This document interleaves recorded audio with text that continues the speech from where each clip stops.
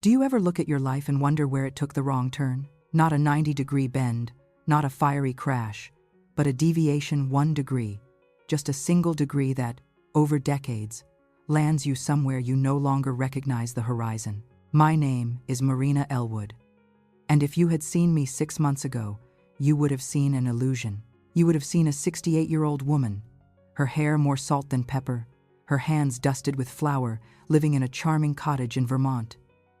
You would have seen a wife, a partner, a woman who seemingly had it all. But illusions are funny things. They're most beautiful from a distance. Tonight, I want to tell you what happens when that illusion shatters. I want to tell you about Harold, about the place he sent me, and about the woman who came back. You're not alone. This is her quiet comeback. If this kind of story speaks to you, feel free to subscribe and tell me where you're listening from. Now, let's begin. My husband sent me away to a wellness retreat. He said it was for my health, for my peace, for my own good. But that place wasn't a sanctuary. It was a quiet prison, and I was meant to disappear there. 60 days later, I returned, not as the gentle wife he tried to silence, but as the woman who held the evidence that would destroy everything he built. Harold Elwood never expected who he'd become, and neither did I. My name is Marina Elwood, and 3 months ago, I turned 68. People believed I had a peaceful life, maybe even an enviable one. A charming cottage tucked among the maples in Vermont, where the air always smelled of pine and damp earth. A husband, Harold, who owned the most successful fine dining restaurant in town, the Gilded Maple. Sundays filled with fresh bread, sunlight streaming through the kitchen window, and the illusion of warmth. But illusions are funny things. Up close, they shimmer, but once you take a single step back, they collapse. Our life wasn't always an illusion. There was a time when it was real. I remember the Harold of 20 years ago, a man with a booming laugh and eyes that crinkled at the corners when he talked about the honesty of the ingredients. We were a team. I was the pastry. He was the front. We built the Gilded Maple from a tiny bistro into an institution. Marina, he used to say, grabbing my hand across the rough-hewn oak table. You are the heart of this place. Your bread is its soul. But souls can be sold. Hearts can be hardened. Harold had changed these last 2 years. The change wasn't sudden. It was like frost. You don't see it form, but one morning you wake up and everything is cold and brittle. He used to come home early, excited to share news about the restaurant, a VIP guest, a critic's review. They loved the duck confit, Marina, but they were obsessed with your focaccia. Then suddenly, he stayed out late. Every night. Inventory. Head mumble, not looking at me. New contracts. You wouldn't understand. He used to laugh with me while we cooked. Saturdays were our nights. We'd test recipes, drink too much red wine, and slow dance around the kitchen to Etta James. Then he began eating alone at the restaurant. I need to be there, Marina, to ensure standards. He used to leave his phone anywhere, even forget it on the counter, next to the sourdough starter. Then he started sleeping with it under his pillow. The first time I caught him whispering in his office with the door locked, I told myself, Marina, don't jump to conclusions. You're older now. Don't be paranoid. That's what women my age are told, right? Be grateful you still have a husband. Be grateful someone still chooses you. Be grateful you're not alone. But there are worse things than being alone. His change coincided with more frequent visits from Sabrina, Harold's daughter from his first marriage. A woman of 40 with a hard set to her face and her father's eyes, not the warm ones he used to have for me, but the sharp, calculating ones he used for judging staff. Sabrina had never accepted me. To her, I was always the second wife, the woman who had taken her mother's place long after Shed passed from illness. No matter how I tried, I was the outsider. Dad, I heard her say through the locked office door one night, her voice sharp as vinegar. We have to protect the legacy. Mother's legacy. You can't let her ruin it. Her, I was 68 years old, but in her eyes, I was still some interloper. I backed away, my hand clenched, feeling that familiar, cold sting of being unwelcome. Then, things started to get worse. I began to feel off. Little bouts of dizziness that came at odd times. I'd forget why I'd walked into the pantry, Once, I put salt in my coffee instead of sugar. Marina, you're getting so forgetful, Harold said with a note of annoyance, not concern. You need to slow down. I tried. I took more walks. I did yoga. I drank chamomile tea. But the feeling of disorientation continued. One afternoon, I was kneading dough for the weekly challah. I loved the feel of it, the pull of the gluten, the living pulse of the dough beneath my palms. It was my meditation. I was kneading, focusing on the rhythm, when suddenly, the kitchen tilted. The smell of yeast and flour became overwhelming, almost sour.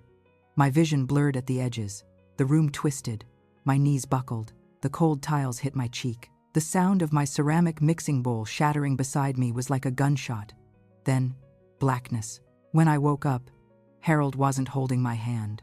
He wasn't comforting me. He wasn't even calling my name. He was standing above me, studying me with an expression I'd only ever seen him give a broken appliance. A mixer that wouldn't spin. An oven that wouldn't hold its temperature. Something to be repaired, replaced, or thrown away. Marina, he said calmly, his voice as cold as the tile under my cheek. You need rest, real rest. I've found a place for you. A place? The words tasted wrong, but I was too weak to argue. 3 days later, he drove me. I'd tried to pack. Honey, what will I need? I asked. Clothes for Dee. They have everything you need. Head cut me off, zipping the small bag himself. Just the essentials, no fuss. He drove me up a long, winding mountain road. It was early October, and the Vermont maples were on fire with reds and golds. It should have been beautiful. It should have been romantic. But inside our luxury sedan, the air was thick. He didn't speak once during the drive. Not how are you feeling, not this will help you, not even I love you, just silence. Thick as fog. A heavy, suffocating silence. I tried to break it. Harold, I'm not sure about this. Dr. Bissett said my heart was fine. Just a little. Bissett isn't a specialist, he said, eyes locked on the road. This place has specialists. They understand. Issues like yours. What issues? Harold, it was one fainting spell. It's been more than that. Marina, he said. And for the first time, there was a sharp edge to his voice. The confusion. The forgetfulness. You almost burned the kitchen down last week when you left the oven on. I gasped. I didn't. I turned it off. I had to turn it off. He lied. Just relax. It's only 60 days. It's like a vacation. When we arrived, the wellness retreat looked peaceful from the outside. Glass windows reflecting pine trees, soft classical music echoing from inside. A sign that read, Serenity Ridge, Holistic Wellness Center. It looked like the cover of an expensive magazine, but the moment I stepped through the doors, something deep inside me turned cold. The air didn't smell of pine, it smelled of lemon polish and bleach. The music wasn't classical. It was a repetitive, synthesized New Age loop. A woman in a beige uniform smiled too widely. Her smile didn't reach her eyes. Welcome to Serenity Ridge, Mrs. Elwood. We've been expecting you. Please, call me Marina, I said. Of course, Mrs. Elwood. Well, take great care of you, she said, already reaching for my purse. They took my phone, took my wallet, took my handbag. They even took the paperback novel I'd brought. Just standard procedure, they murmured. To help you fully disconnect, no distractions from the outside world. Harold kissed my cheek. It was a dry kiss, papery. I'll see you in 60 days, he said. Get better. He turned. He didn't look back. I was led to my room. It was spotless, too spotless, sterile. A single bed, a dresser, a window that looked out onto, a concrete wall, no TV, no radio, no mirror. The hallways were too quiet. Everyone wore soft-soled shoes, moving soundlessly over the beige carpet.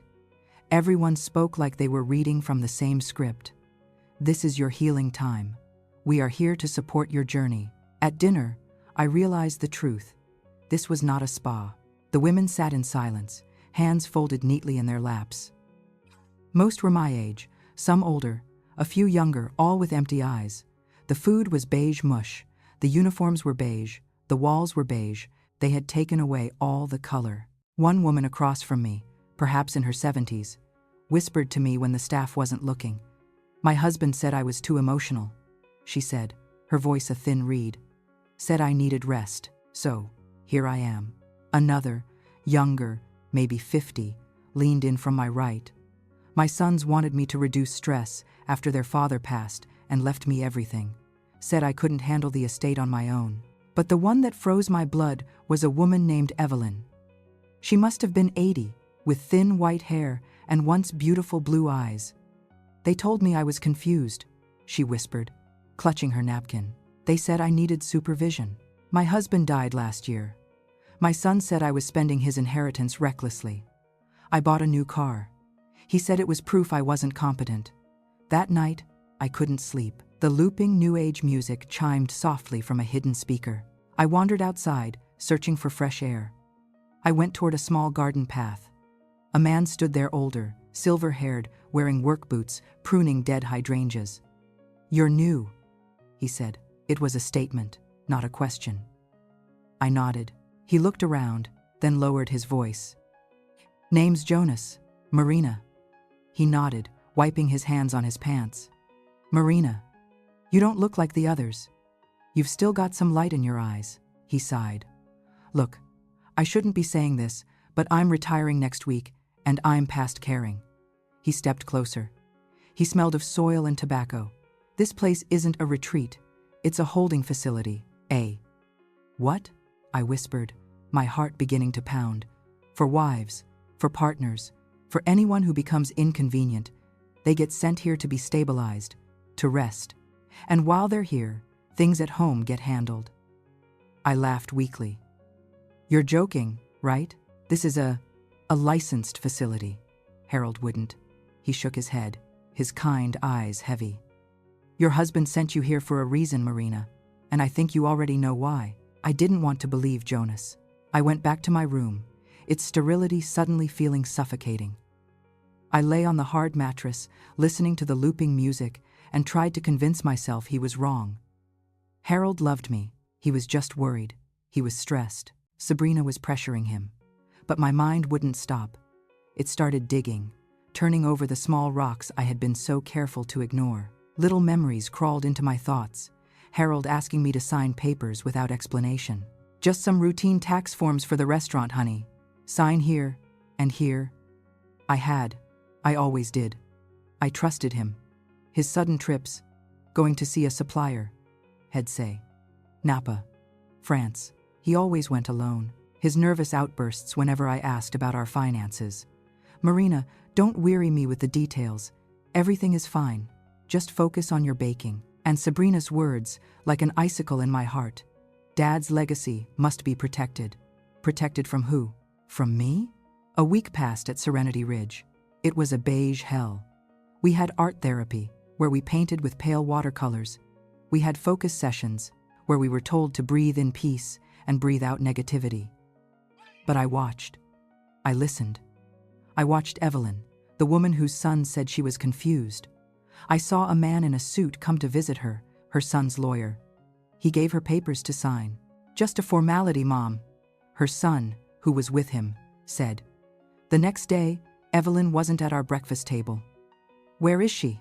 I asked a nurse. "Mrs. Evelyn has been moved to our specialized care wing," the nurse said, her smile never faltering. "She requires more dedicated supervision." She was evaluated. Evaluated. The word sent a chill down my spine.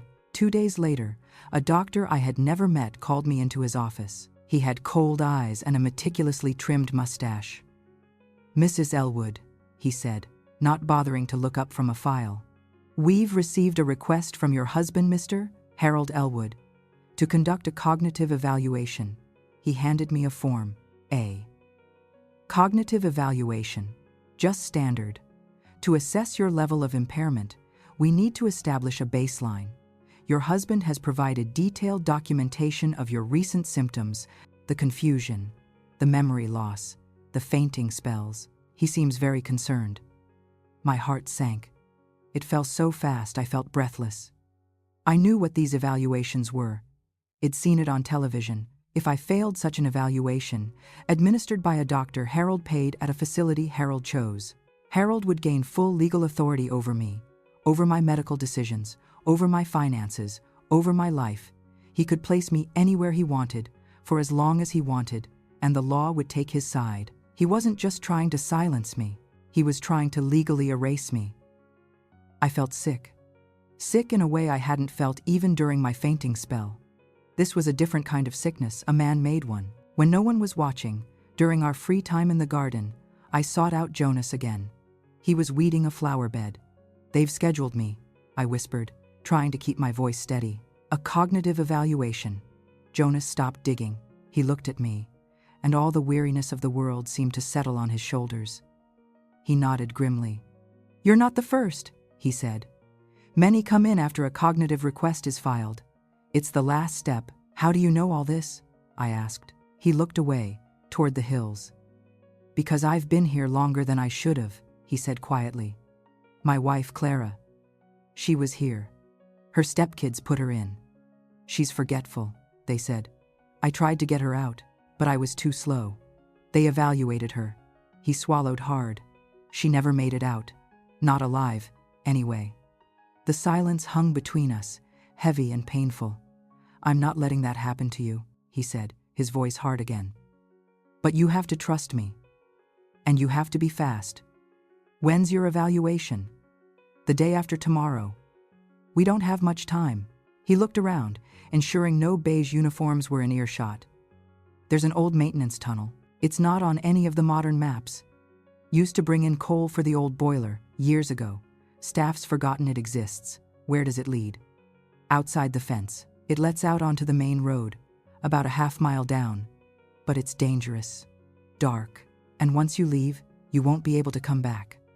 "I don't want to come back," I whispered. "Tonight," he said. "After the 10 p.m. room check. There's a camera blind spot in the East Hall, right by the laundry room. The tunnel entrance is behind the old ice machine. Meet me there at 10:15. Don't be early, don't be late." That night, I didn't eat dinner. I sat there, pushing the beige food around my plate. I looked at the other women, the inconvenient wives. I could be them. In 48 hours, I would be them. At 10 p.m., a nurse poked her head into my room, made a mark on a clipboard. "Sleep well, Mrs. Elwood. Remember, this is your healing time." I waited until 10:10. My heart was a trapped bird in my chest. I put on my sneakers. I moved through the hallway, my heart leaping at every creak. Jonas was there, waiting in the shadows by the ice machine. He said nothing, just motioned. He pulled the machine away from the wall, revealing a wooden panel. He pried it open. A rush of cold, musty air hit my face. "I'll go first," he whispered. "Stay close." We crawled into the tunnel. It wasn't just dark. It was an absolute, suffocating blackness. Cobwebs clung to my hair. Dust coated my palms. The air smelled of damp earth, rust, and something old and dead. My knees scraped against the concrete. Sharp metal edges tore at my knees through my thin pants. My breath came shallow and fast. Claustrophobia closed in, and I had to bite my lip to keep from screaming. "Keep going," Jonas' voice echoed from up ahead. "We're almost there." For the first time in a long, long time, I was choosing myself. I was fighting. The tunnel seemed to go on for miles. But then, I saw it a faint circle of light. Moonlight. Jonas pushed on a metal grate. It groaned in protest. "Quick," he said, pulling me out. We tumbled out into a clearing behind the building. The fresh, cold night air hit my lungs. It was painful and wonderful. He handed me something crumpled. A $50 bill and a bus pass. It was warm from his pocket. "It'll get you to Burlington," Jonas said softly. "From there, you're on your own. I wish I could do more."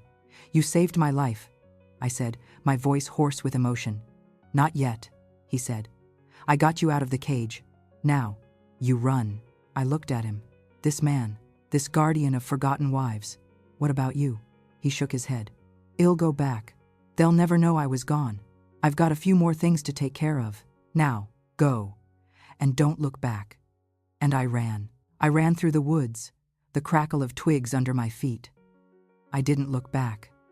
The bus was like a ghost ship.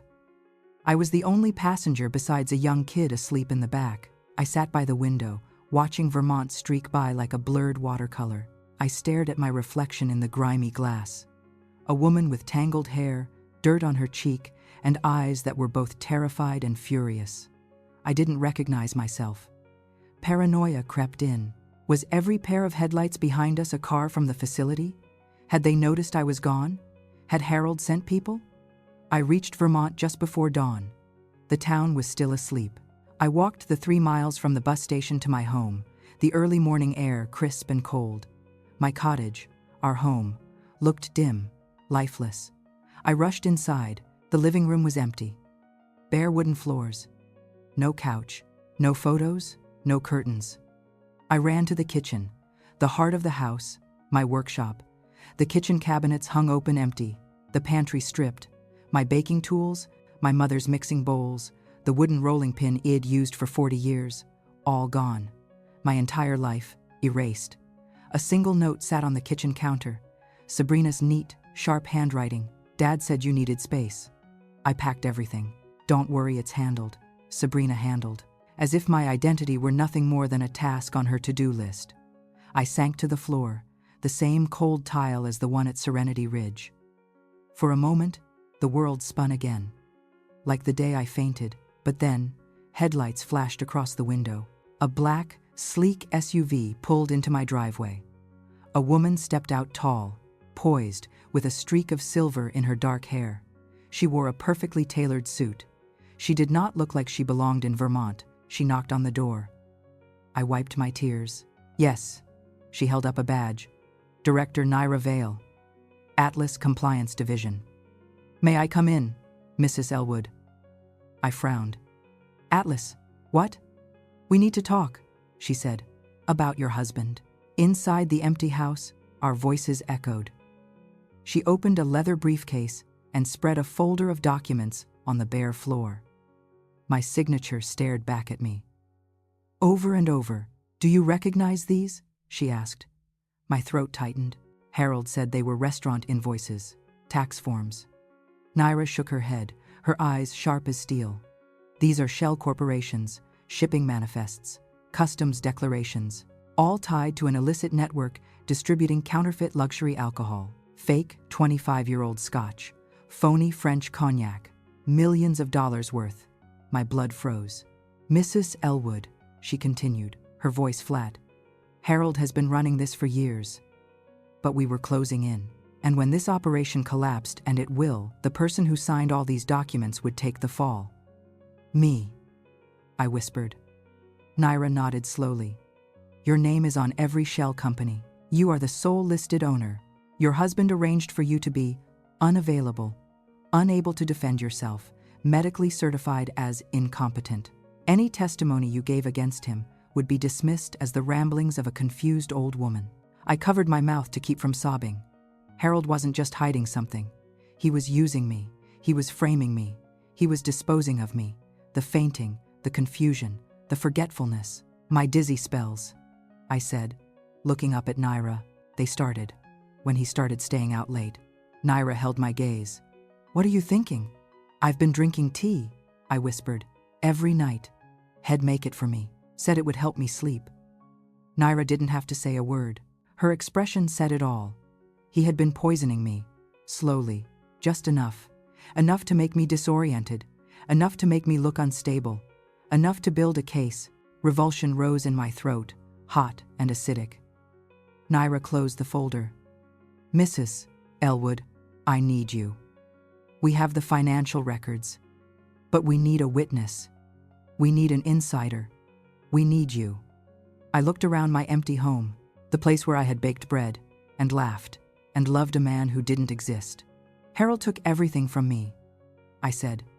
Almost. Naira corrected. He didn't take you. When Naira asked if I would help them bring Harold in, I didn't hesitate. I was done being quiet, done being compliant, done being erased. I'll do it, I said. It won't be easy, Naira warned. Hess smart, and Hess ruthless. So am I said, and the words surprised me. But I knew they were true. The Atlas Compliance Division, ACD, staged the meeting. It couldn't be the house. Too personal. Too many ghosts. It had to be his place of power. The gilded maple. He won't suspect a thing there, Naira said. It's his territory. Hell feels safe. ACD had staged a fake gas leak at Serenity Ridge. They evacuated the facility, using it as cover to get Jonas out safely. I'd spoken to him on the phone. His voice was thick with relief. You did it, Marina. No, I'd said. We did it. 2 nights later, I walked into the gilded maple. I hadn't been there in 6 months. This place used to feel like mine. Now it felt like a stage. Naira and her team were already there, posing as diners at different tables. I could feel the cold, metallic weight of the wire taped to my sternum. Just let him talk. Naira had instructed me. He's a narcissist. He won't be able to help himself. Hell want you to know how smart he is. Harold was waiting at our table, the corner booth overlooking the river. He stood up when I arrived. He was wearing his favorite charcoal suit, holding lilies, my favorite flowers, as if I were still the woman who adored him. Marina, darling, he said, smiling. The smile didn't touch his eyes. I knew you'd come to your senses. He tried to kiss me. I turned my head, and his lips brushed my cheek. I sat down. My hands went to my lap, folded neatly, just like at Serenity Ridge. You look thin, he said, signaling a waiter. Weren't they feeding you enough there? Why did you send me away? I asked. He sighed dramatically, as if I were a petulant child. Marina, you were complicating everything. Sabrina and I have been working on something bigger than you understand. Bigger than your baking ovens. My heartbeat hammered. He continued, his voice dropping to a conspiratorial whisper. You started asking questions. Going through my office. You were becoming unpredictable. I needed you somewhere safe, for all of us. Somewhere safe. A cage, a prison, a disappearance. And the papers, I asked. My voice surprisingly even. The invoices I signed, he chuckled. A small, self-satisfied sound. That was the brilliant part. You see, darling, you were always so trusting. It's what I loved most about you. He reached across the table and patted my hand. Don't you worry about it. It's all handled. When this is over, well, retire somewhere warm. There are just a few loose ends to tie up. You mean me, I said. I'm the loose end, he frowned. Don't be silly. You just need rest. That cognitive evaluation, it's going to clear everything up. It's just easier for everyone if the decisions aren't yours anymore. I looked him square in the eye. The man I had loved. The man I had built a life with. You poisoned me, I said. The tea. Every night, the smugness on his face vanished. For the first time, I saw fear. Marina, you're rambling. Just then, Naira and her team stood up. The other diners were suddenly wearing badges. Harold Elwood, you are under arrest for fraud, conspiracy, and he didn't look at them. He looked at me. With pure, unadulterated hatred, he lunged at me. Marina, tell them you misunderstood. Tell them I held my ground as they pulled him off me. I didn't flinch. I did misunderstand, I said calmly. I thought you loved me. His face collapsed. The truth of those words hit him harder than the handcuffs. Sabrina, who had been sitting at the bar, shrieked as they led her away. Not a shriek of fear, a shriek of rage. That's my money, she screamed. You stole my money. But I felt peace. A peace I hadn't felt in years. ACD helped me recover what was mine. It turned out, not everything was lost. Harold was good at hiding things even from himself. My old bakery, Flower and Hearth, the one I'd started before Harold, had taken it over, said it was unprofitable, and hidden it under a shell company. Naira found it. Savings accounts Harold had tucked away. And a small lakeside cottage Leonard, my first husband, had left me decades ago. Harold had tried to sell it, but because Leonard's name was still on the deed, he couldn't. I hadn't been to that cottage in 30 years. Leonard was my first love. We married too young. He was a kind, quiet poet, and he died of a heart attack at 32. He left me that small cottage and a broken heart. I met Harold 5 years later. Harold was so different, loud, ambitious, full of life. He was the storm I thought I needed to feel alive again. Now, I realized, Leonard had left me a sanctuary, a place Harold couldn't touch. I sold the cottage in Vermont. I couldn't stand the ghosts. I moved into the lake house, and I reopened the bakery. Not for profit, but for women like me. Women rediscovering themselves, women healing, women laughing again. I renamed it Flour and Freedom. Every morning, sunlight warms the wooden tables. The smell of cinnamon and butter fills the air. It's not quiet. It's loud. It's full of voices. Women share their stories, the pain they endured, the battles they won. Last week, a young woman came in. She had bruises on her wrist she tried to hide with her sleeve. She ordered a coffee and sat alone in the corner. I brought her a blueberry scone, still warm from the oven. "On the house," I said. She looked up, her eyes brimming with tears. "You're in a safe place," I said softly. "When you're ready to talk, we're ready to listen." She stayed until closing. I've realized something. Harold wasn't afraid of losing me. He was afraid of what I would become without him, a woman who knew her worth, a woman who rose again, a woman he could never silence. Jonas visits on weekends. Hez my gardener now. Hez planting hydrangeas along the walkway. We don't talk much, but we don't need to. We understand, sometimes, when the lake is calm and the sky turns to gold. I whisper to the Marina of 6 months ago, the scared, confused woman, the one who was fading. He sent me away, but losing me was the biggest mistake he ever made. Thanks for listening. Which part of the story touched you the deepest? Leave it in the comments and subscribe. We're listening. Your voice truly matters.